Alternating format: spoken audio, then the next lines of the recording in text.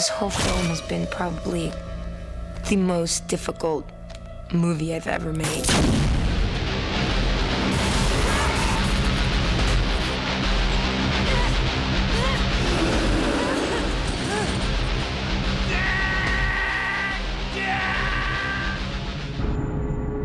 It's so fun, and it's so interesting, and it's so exciting and intense.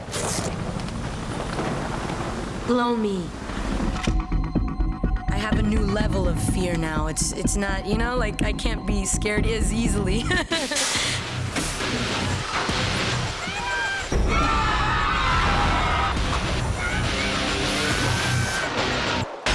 Resident Evil. That's a very, very strong concept for the screen.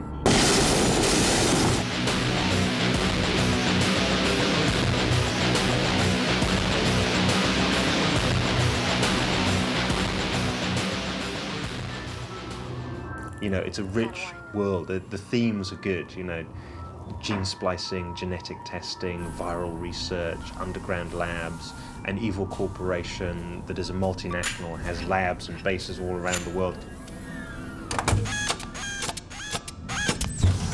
The silence involved, and the mansions, and the quietness, and the stillness of your surrounding. You had to solve things. Every turn you take, something new comes out. And I love the feeling of stillness about it, how it's just empty. And then you'll turn a corridor and suddenly be attacked by all these zombies.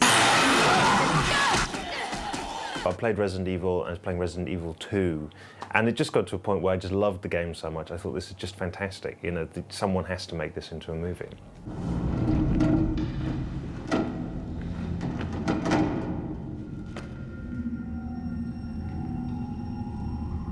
After you? We were thinking about a horror action thriller for quite a long time. And suddenly we realized that that could be the one we really want to do.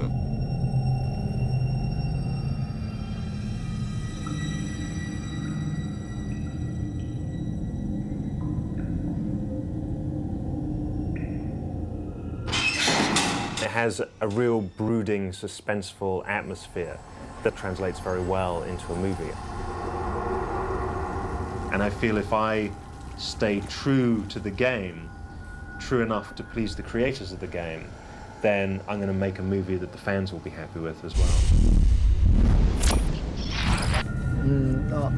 最初から映画チックな、ゲームと言われてたし、できる限り早い時期に映画化してほしいとは思ってました。What I like in Resident Evil is the mixture between the horror and the action. The other thing about it is that it has, at its center, a true evil. And evil is always very dramatic. Don't play it at home alone at night. And what is the Hive?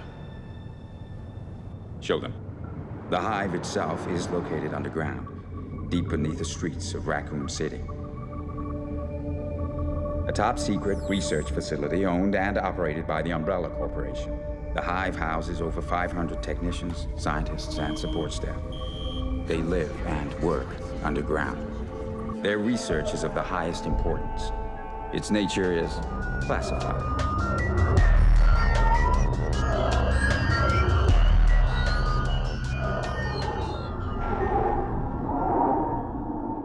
Alice pretty much is born for the first time when this movie starts. She loses her memory and wakes up, doesn't know who she is or where she is, and literally gets swept up in all this chaos and doesn't understand what's going on. What you see at the start is like her birth, you know, because she's completely fresh to the world. Although she's fully grown, she's naked and she has no idea who she is. And her environment is totally alien and scary. And slowly throughout the movie, she's pretty much on a quest to understand who she is and who she was and whether that person is someone she wants to be.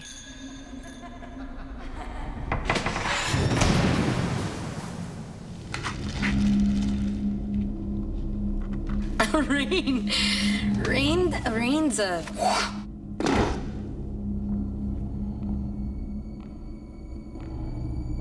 What I like about her is she's just, you know, a go-getter. Kind of like, I don't care. I don't really care about anything but what I have to do. I'm on it. Do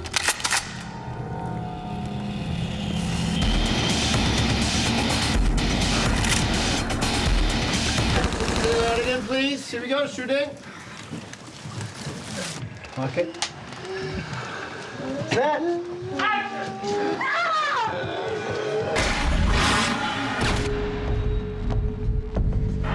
He doesn't really come into full focus until...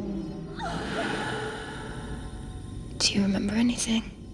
He knows that there's something's gone on with the Alice character, but he can't actually define what that is.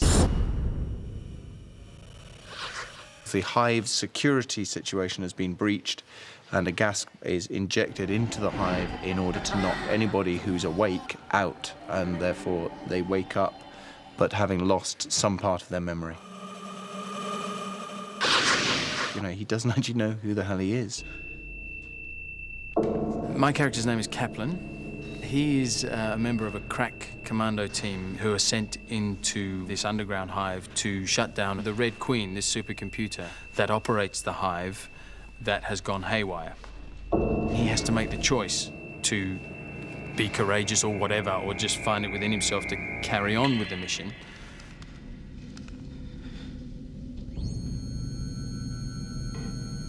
A computer of this size has not been shut down by many people, if ever. Here, give me a hand with this. He actually manages to achieve the mission and shuts the computer down, but in so doing, then unleashes a whole lot of terror. You're all going to die down here.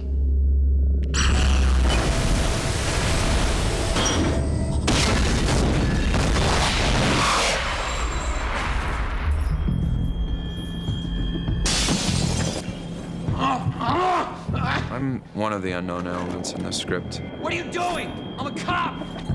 I'm not getting a match. Who are you?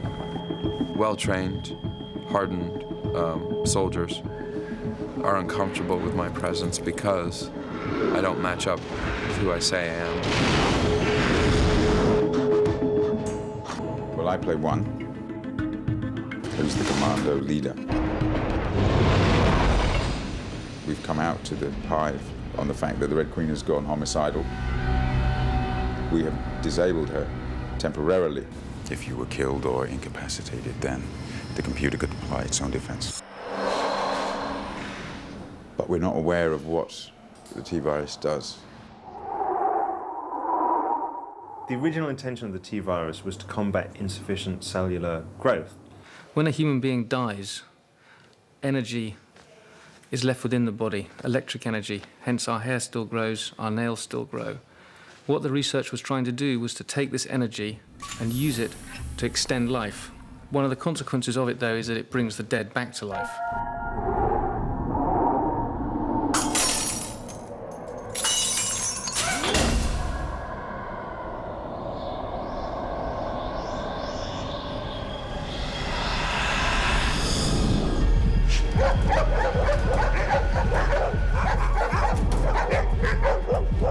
As we speak, I'm sure that around the world there are tests made with animals, you know, and genetic tests, and we all know that they can go terribly wrong, and that's really what the movie is all about. That there's tests which go terribly, terribly wrong.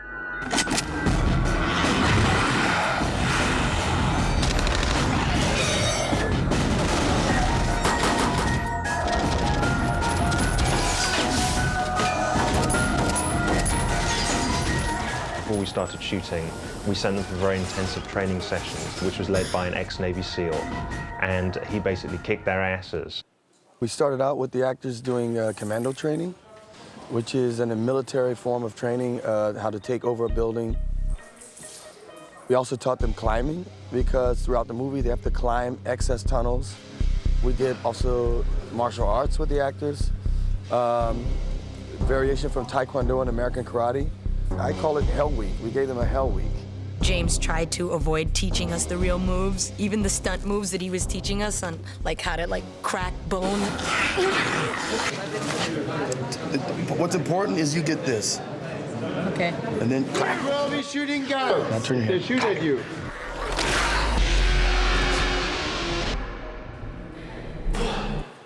Actors like Mila, she had extensive martial arts because if you see in the film, she's doing a lot of kicking butt on the undeads.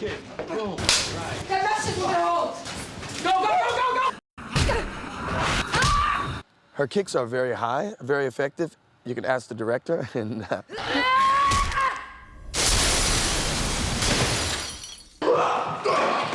Oh, I loved it. I got to do one of my favorite things, which is shoot a gun.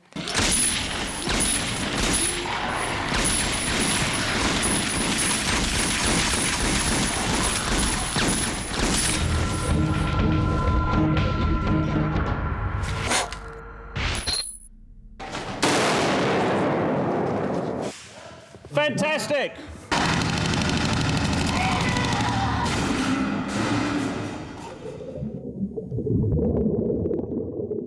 the diving was difficult. And the reason is because Anna Ball, the actress that we had to do this with, she never scuba dived before.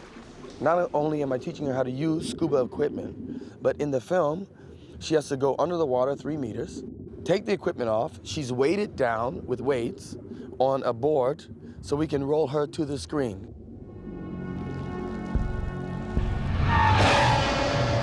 We have really a lot of great stunts in this film.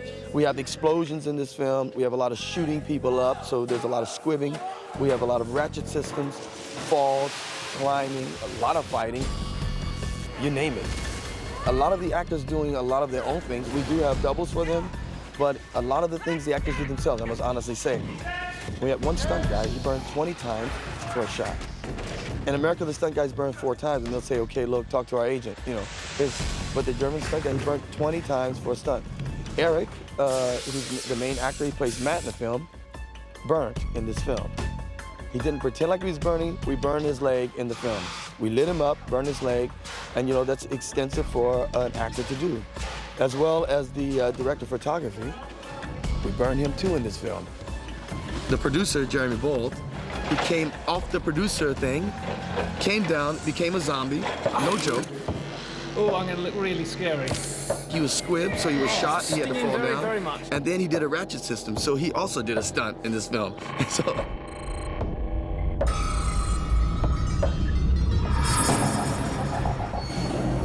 when we came to Berlin, there was this empty U-Bahn station underneath the Reichstag. As soon as we walked in and saw the space, it was just, I think, the best location anybody had ever seen. We're walking around it, we thought, oh, this is great. And we were running around, you know, really excited at all the space, thinking, well, we could do actually a lot of the movie in here.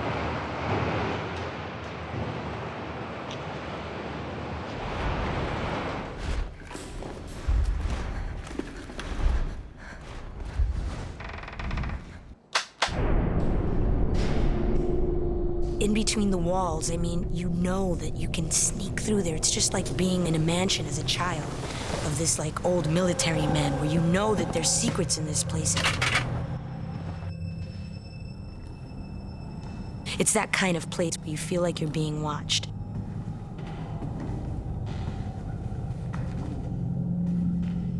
I mean, my God, just a piece of history brought to life, like the architecture in the film.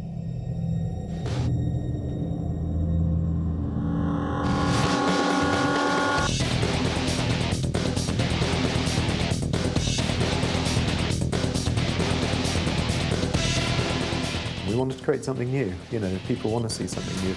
We avoided anything that's too cartoony and tried to use just always contemporary technology. We've tried to avoid anything that's too obviously science fiction. We went back to what is available technology, and we've used that. There's a corridor that they go down that lasers come out and move all the way down the corridor. How do you do that without giving away the fact that there might be something in there? And, you know, do you have sort of big lines where the lasers pop through, or do you have holes where the lasers pop out? Nothing really kind of worked. And Paul suddenly said, you know, the lasers should come through the walls. And I said, well, then they should be glass, shouldn't they? One of our characters is caught in a trap. He's in a locked corridor that has a defense mechanism. At the other end of the corridor is the computer that controls the whole facility. That computer doesn't want anybody getting close to it. It knows it's in danger. What's that? Something happening in there. Kaplan, you gotta hurry, you gotta help them. One of the defense mechanisms is a laser system. This laser system comes through and just exercises any living beings that are coming in. It's coming back! Open the door! I'm trying! The Queen's Chamber is the very heart of the hive. So the way I chose to try and get some sense of menace in this was really just the space of the room, to make it very kind of monumental and make it seem a bit like Stonehenge. When you go into it, it kind of has a slightly religious feel. You feel like you're in a tomb or you're in a temple. And suddenly you're going to a place you've never been to before.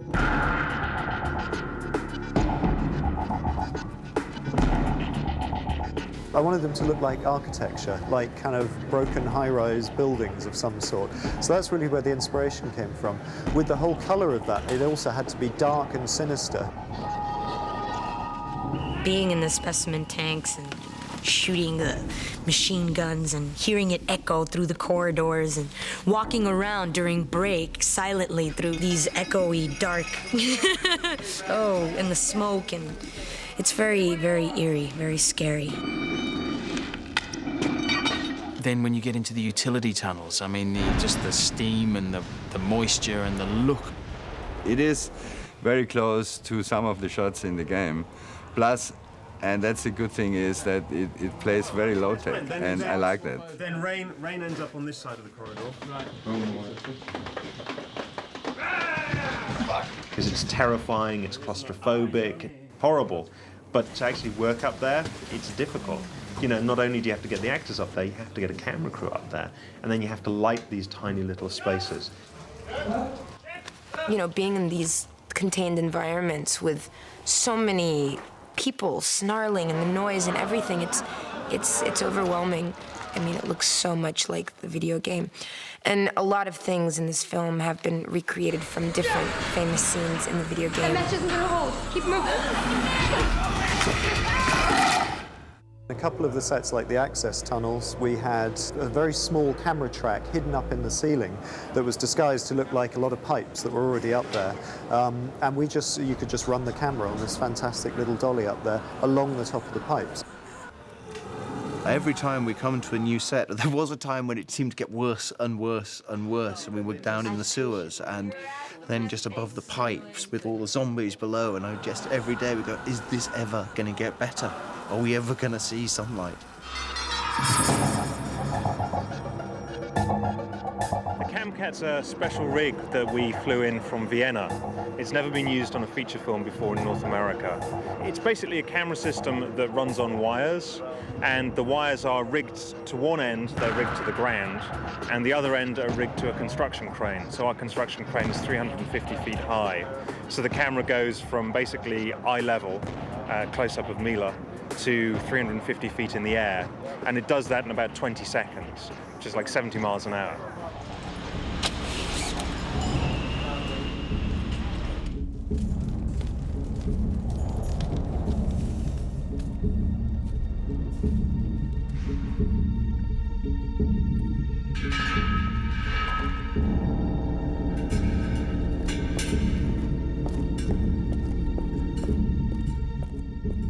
What you didn't want to do is take the zombies from the kind of late 70s, early 80s movies and just do those again. The veins popping out and the eyes, I think it's the eyes most of all. The contacts are sick. When we filmed the zombie sequences in the utility pipes, I mean, it was really, our hearts were racing.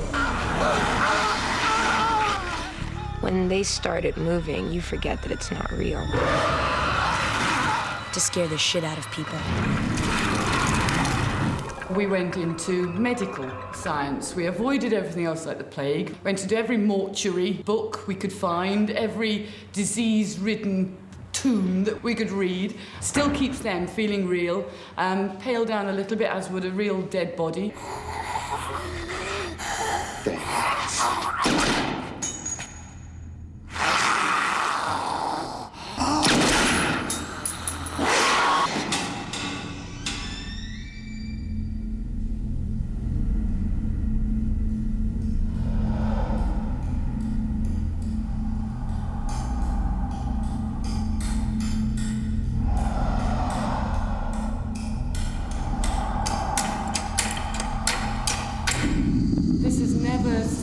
To my knowledge, ever been done. Dogs have had little outfits put on them, dogs have had wounds put on them, but no one has ever tried to give the feeling of a skinned dog before. No, not too close. It's tough enough to work with animals. All right. But then to work with animals that are supposed to be decomposing, you know, to put makeup on an animal is incredibly difficult. It's not like working with actors, because actors don't lick the makeup off their faces, and actors don't shave.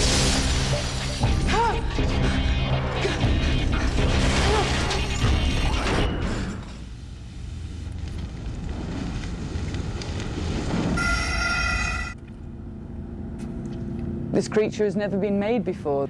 There's been lots of animatronic creatures in films, but this one has no eyes. This one is predatory. It moves like a big cat. The movements of it are based around real creatures. Its brain popping out, and it's got the crazy fangs of a dog, you know, just protruding out of its spotted gums. I mean, the detail on this creature is just amazing.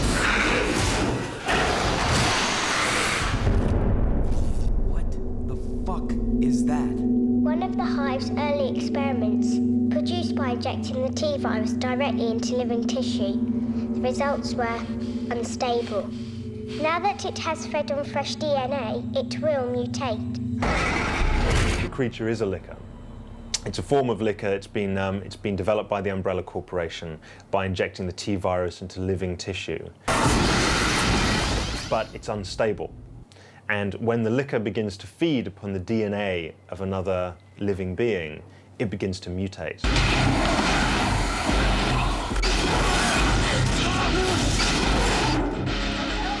I mean, you know, the licker in number 2, like going back with his tongue out, dropping from the ceiling on that guy. It's in the movie.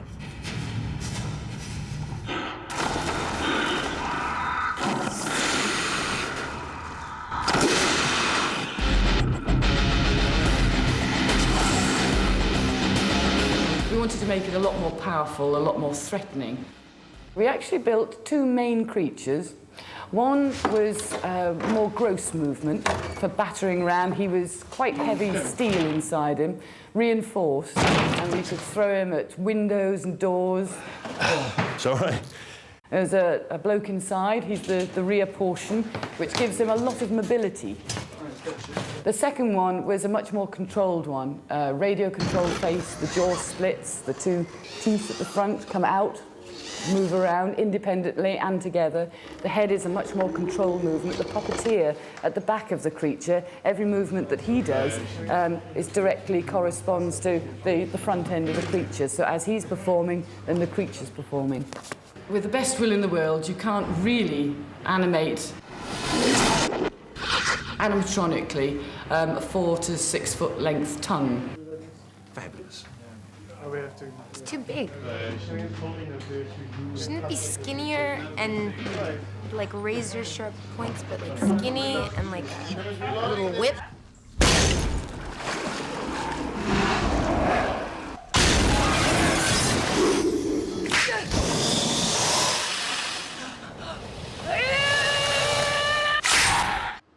This is an early design for the tongue. What Penny's doing here is doing different muscle setups in the neck, so each muscle has a different control. So every time he moves his head, everything reacts correctly with it. So when he attacks his prey or whips his head, the character setup is a bit more complicated because it actually doesn't have a skin. It's just all muscle and sinew.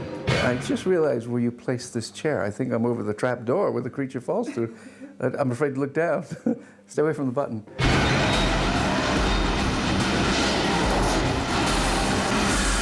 It hunts flesh like the zombies hunt flesh, but the zombies have no intelligence left.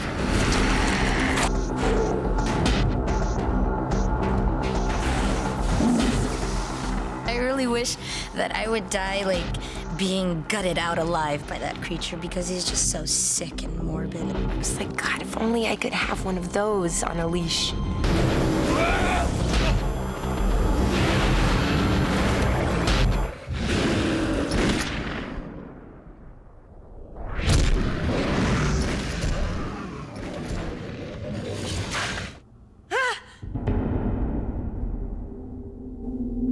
It's going to be an exceptionally scary film.